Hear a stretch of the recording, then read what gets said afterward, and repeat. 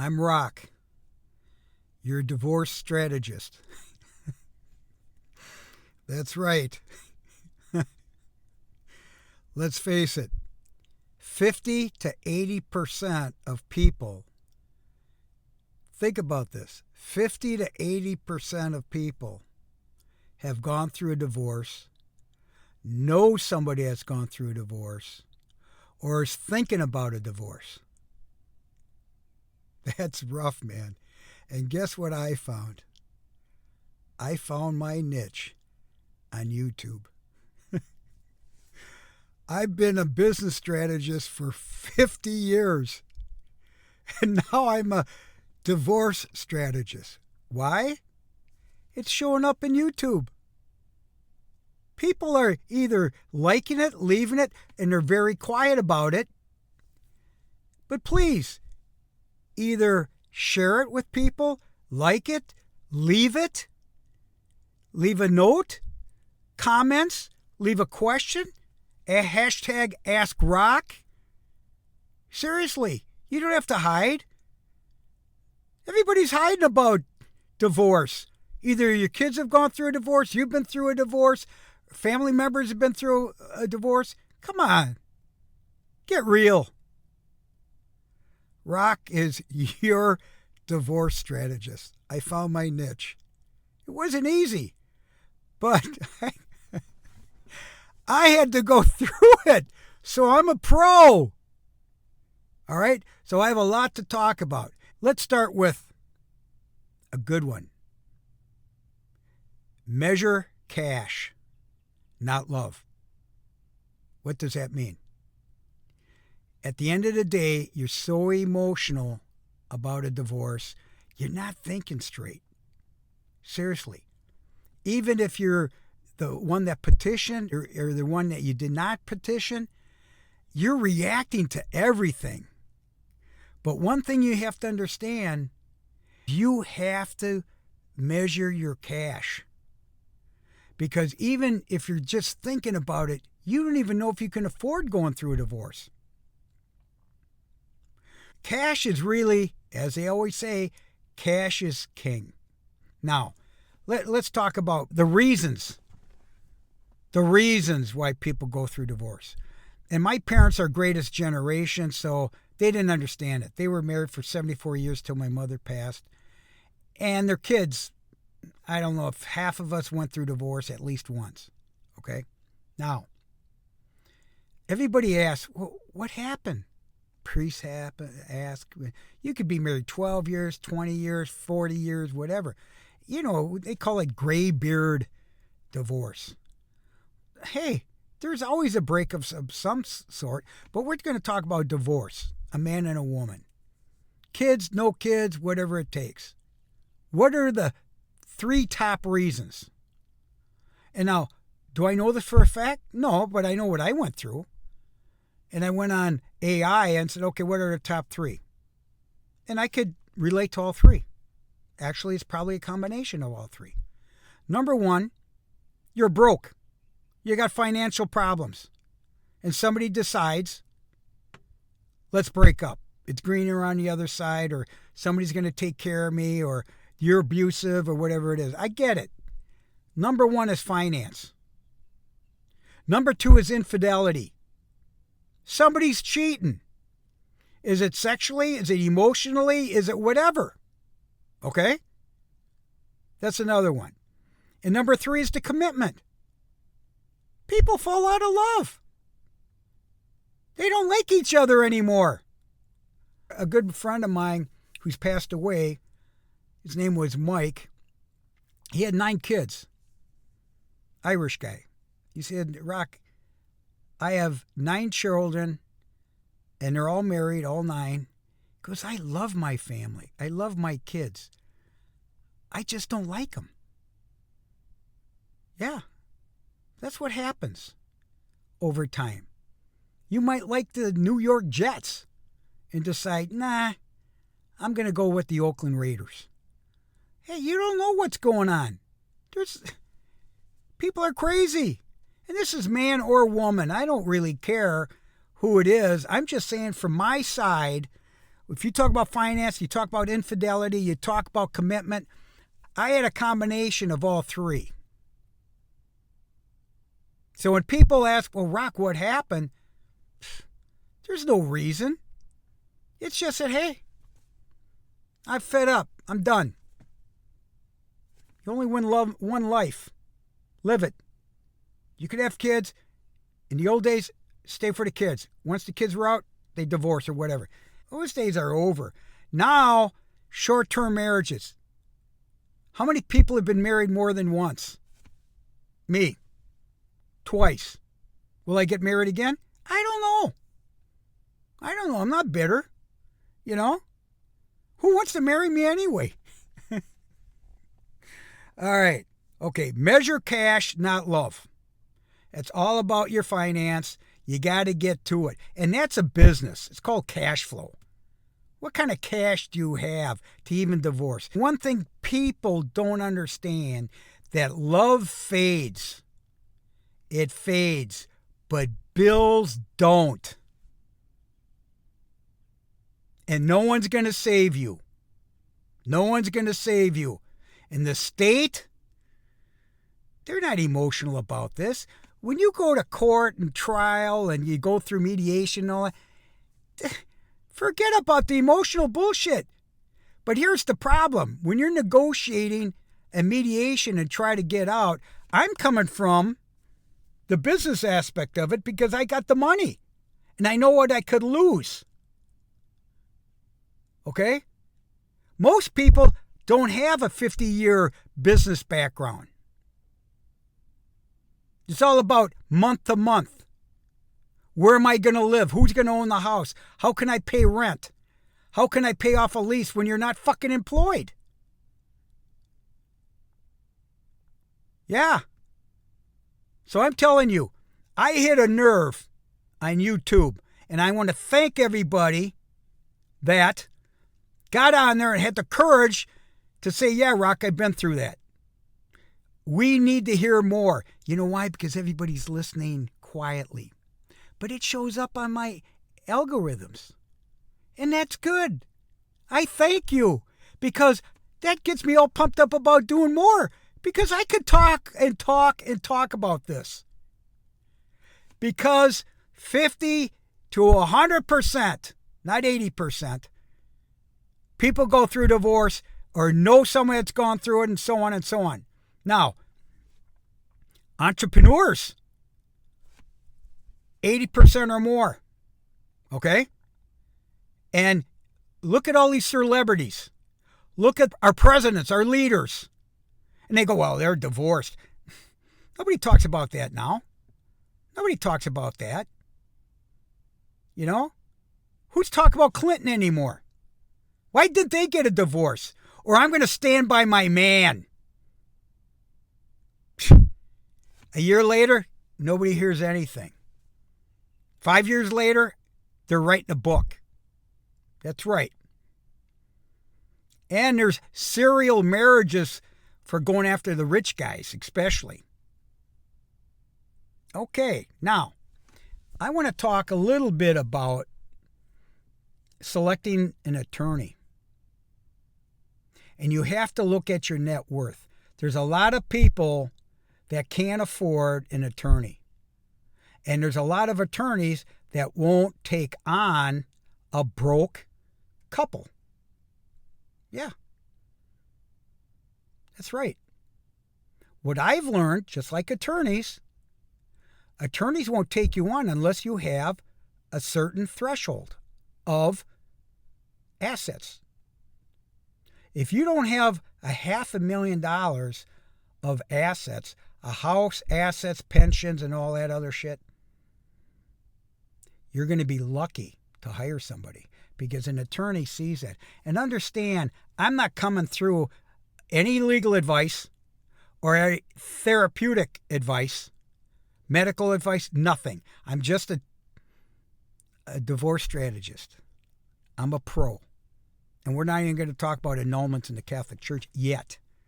I have a lot to talk about, but it's going to go viral. This shit's going to go viral.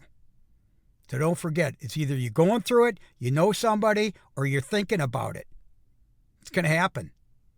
I'm going to be the guy on YouTube talking about this shit. Because I'm not afraid. Why? I'm a single guy. I'm divorced legally, paid all my debts. I'm done. Now I'm trying to say, be careful, be careful, be careful, because there's a lot of shenanigans out there, and it starts with the system and the attorneys, because an attorney is not your friend, an attorney's not your therapist. Attorney is just there for documentation and file documents. That's it. If I look back and I say to myself, what could I have done after I got fucked on the prenup and they didn't even recognize it, because it was that easy to say, I contest this. And the attorneys just rolled it up close to a year. And I had to pay both attorneys on both sides. And they go, well, Rock, we're going to win this for you. There's no win. It's a lose. And usually it's one person that's going to lose. That's where you got to figure out your finance. That's what I keep saying. Measure your cash, because you might not be able to make it. Once again, $500,000 or less, forget about it. The hope that I have for you people, if there's anything I could hope, male or female, if there's an opportunity where before you get married, forget the prenup, because the prenup is bullshit. You're going to pay these attorneys and they bail on you, okay? And you're going to contest it. They're going to say something. So I recommend that you have an agreement, husband and wife, future husband and wife, sit down and say, listen, if we divorce, forget about the assets. If we divorce, this is our agreement. There'll be a flat buyout, or whatever you want to say, a percentage of, and let's sign it. Get it notarized. File it for the future. Seriously. Okay? That's my recommendation. So let's say you have $1 million. You say, listen, would you settle for 60-40? Somebody might say yes. If they say no, if there's no agreement before a prenup or before some type of dialogue before you get married, walk away. That's the other thing that business taught me. Walk away from deals that are too risky, because people do change. Families change. There's envy, there's jealousy, there's hate, dislike, disrespect. Now, I received a divorce that I didn't see coming. That's my first marriage. I was in my 20s when I got married, 22, divorced at 33. But I was pretty established. I had assets. And they went after the assets up and beyond what I had. That's how crazy. And that's attorneys. I'm starting a car here. Second one, I thought I had everything set. I had a prenup. I went through the church. I had an intake.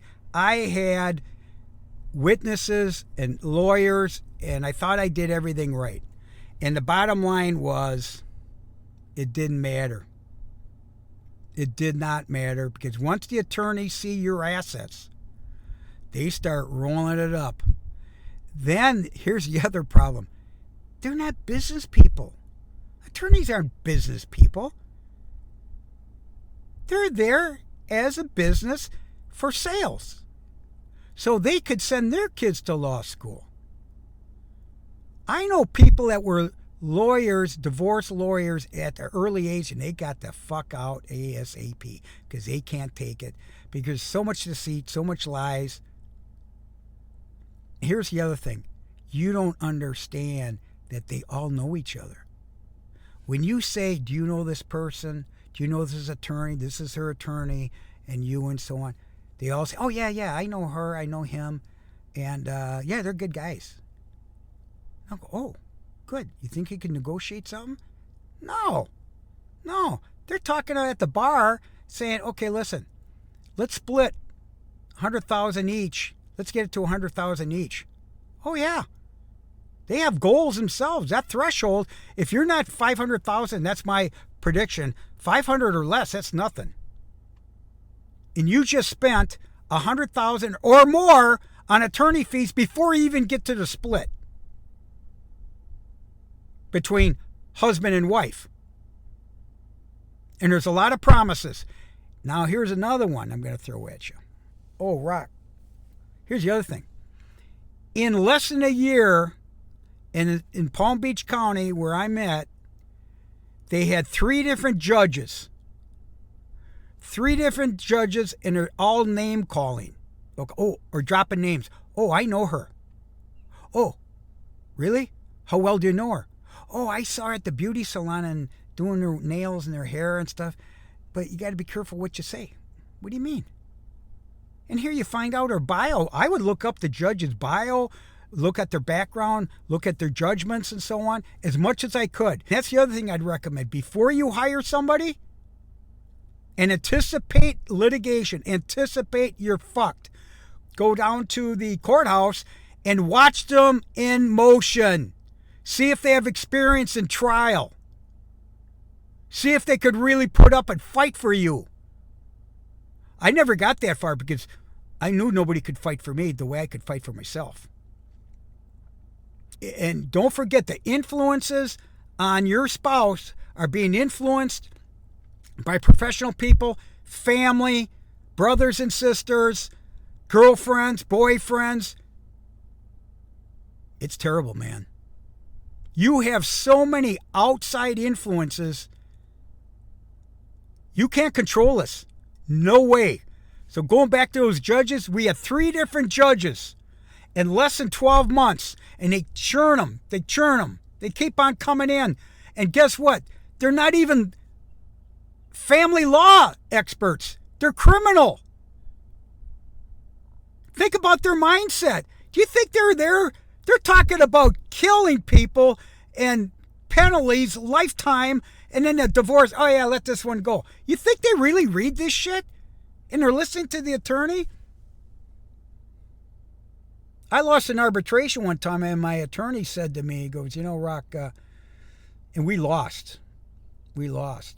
And my attorney, business attorney, actually waived his fees because he was so beat up. And he goes, Rock, you know what? There's a internal joke with attorneys. I said, what's that? He goes, and I've mentioned this before, what's the difference between a good attorney and a great attorney? And I had just lost, and I'm on the phone with him, all beat up. Do you think I want to hear a joke? Okay? And he said, a good attorney knows the law. A great attorney knows the judge. That's right. That's right. And another trick is they suck up to the clerks, the court clerks. They can negotiate dates. They can negotiate deals. They can negotiate and maneuver. It's like me in business. It's networking. That's what they do for a living. My attorney was over 70 years old. I thought she fucking was going to take care of me. What I really found out was her son was even in the business. It was all about the future of their future grandchildren that going to law school, whatever it was. Dirty, dirty business. Dirty business. So that's the other recommendation is when you are about to marry, someone's got to realize it's not about love, it's a business. You could make it about love. That's just part of it. Because people want children. People want to have a united family. Hey, it's a 50-50 chance. That's all. Second, third marriages, it's worse because it's really finance. You know what the number 2 is? Well, infidelity is high on that, okay? But the other one is the children of the spouses, the mixed marriage with they could be even older. A buddy of mine left his second marriage after many, many years of being married and met this woman. She had twins, and this is in the state of Michigan. And all of a sudden, I was like, congratulations, you got married. I know him really well. And then he said, you know, Rock, I went through a divorce after like 3-4 years. I go, what happened? He goes, she had twins, and these twins were in their 20s. And I thought I was marrying her, and we're going to be empty nesters. We're going to travel. Because he was retired. And here, it became a cash trap. And the kids in their 20s, these twins, moved back home with her, and they treated him like shit. That's enough, man. That's enough. I got out. Wow. Those are the signs, and those are the experiences that I've had, that I've seen. Everyone's got a story. So, I just wanted to touch upon those because I got a lot more to talk about, but I want you to consider me, Rock, your divorce strategist. That's right. Male or female, doesn't matter. You want the real scoop? I'm going to give you the real scoop. And I'm not going to take sides. I would say the same thing to my kids. If my kids ask me, hey, Dad, you know, I'm going through this.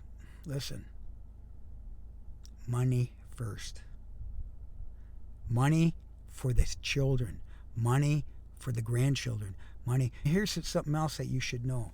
When I went through my divorce in 1988, it racked my family because we had assets and I had assets.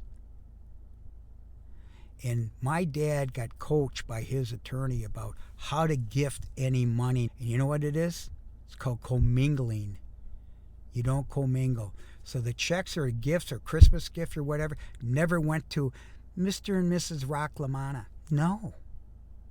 It was Rock LaManna or my sons or my daughter. Yeah. Even people that have money, even the grandparents have to gift. I know grandparents that fought for visitation for their kids out of state to get permission to see their own grandkids. And that was a fight for almost 5 years. And there was infidelity with that shit. Infidelity don't count. Doesn't matter. That's what I'm saying. The state don't give a shit. And they don't want you in court. That's why you got to settle. They keep saying, you got to settle, got to settle. Well, I'm saying to you beforehand, get an agreement that says, together, no matter what happens, as far as we go, we're never going to hire attorneys. We're going to do mediation. We're going to work it out ourselves, or we're going to have whatever clauses you decide to do. You agree to it before, and you get it notarized. So when that day comes, even at death, because believe me, if it's a long-term marriage and somebody dies, there's going to be problems. There's going to be problems. I've even heard of families married multiple times.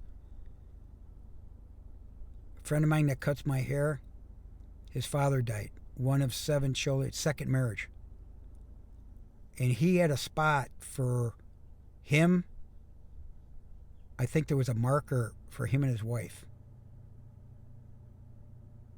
And he died. The second wife, or the spouse, the stepmother, later in life, said she doesn't want to be buried there. She wants the money and take my name off the marker. Yeah. Yeah. What are you going to do? What are you going to do? You're going to do it. She doesn't want to be there. She doesn't want to be there. This is hard shit, man. Here's the other one. Love is broke. Love is broke. And the bank is broke. That means you are broke. This is how bad it is. So I'm giving you a heads up, man. And I want to thank everybody The ones that had the courage to say, thank you, Rock, give us more.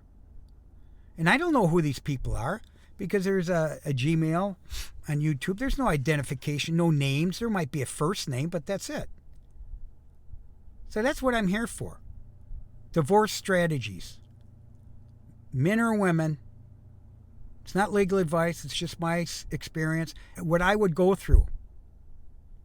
And they don't have to ask me. Just go on YouTube. That's my advice. I'm not going to embarrass anybody. And I'm not trying to influence anybody to go through a divorce. Not at all. I just want to say, be careful. When you get that finance infidelity and the lack of commitment, that's when I decided it was going to affect me financially, not as bad as I thought it was going to be. And it wasn't the spousal maintenance, it was the attorneys. It was the attorneys. He was stealing. They kept it. There was no advice. No, the state law, it's all written. This whole debate, negotiation, and mediation, it's all bullshit. This is why it's important to marry someone that's got some common sense. Did you hear that? Common sense. No one's out to hurt anybody, especially if there's children. And I went through my first divorce and I was 33 with children. I had to be very careful what I said.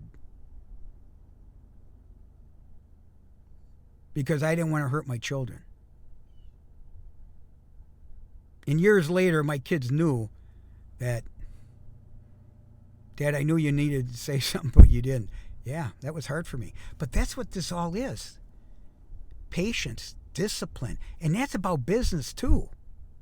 Patience, discipline, timelines, money.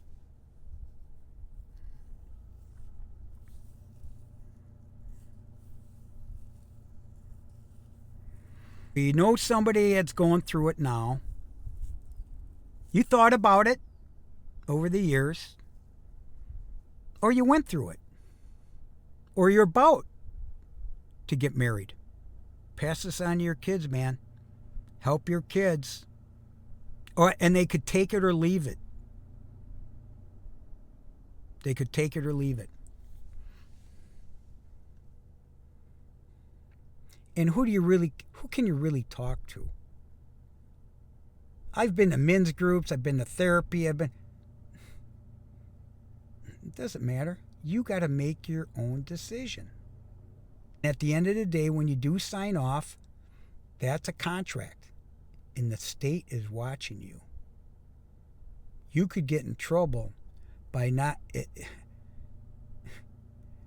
paying a bill, not doing something. That's all they have to do is call the attorney and say there's contempt of court, and they rack up another $2,000, $3,000. And I'm going to be honest with you.